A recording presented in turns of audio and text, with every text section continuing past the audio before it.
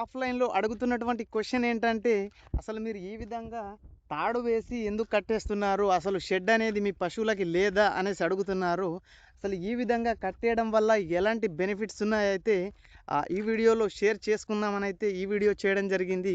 So, matter ఏంటంటే, ఈ విధంగా మనం తాడు వేసి పొడవాటి తాడు వేసి పశువులను ఎందుకు కట్టేస్తున్నామంటే, మనకి డైరెక్ట్‌గా యూరిన్ మరియు పేడ అనేది భూమిలో కలుస్తుందన్నమాట. ఈ విధంగా చేయడం వల్ల పశువుల యూరిన్ అనేది భూమిలో కలవడం వల్ల మనకి అందులో కోట్లాను కోట్ల సూక్ష్మజీవులు ఉండడం వల్ల భూమి అనేది భూమిలో ఉన్నటువంటి సూక్ష్మజీవులు పాత సూక్ష్మజీవులు అనేవి యాక్టివేట్ అవుతాయి.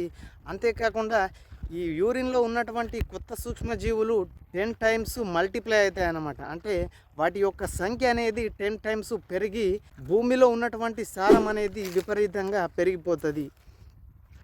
అంతేకాకుండా ఈ పశువుల ఎరువులో నైట్రోజన్, మెగ్నీషియం, సల్ఫర్ లాంటి స్థూల పోషకాలే కాకుండా అనేకమైన సూక్ష్మ పోషకాలు కూడా మనకి ఈ పశువుల యూరిన్లో ఉంటాయి. కాబట్టి మనం షెడ్డులో కనుక పశువులు నించినట్లయితే ఆ యూరిన్ అనేది వేస్ట్ అయిపోతుంది.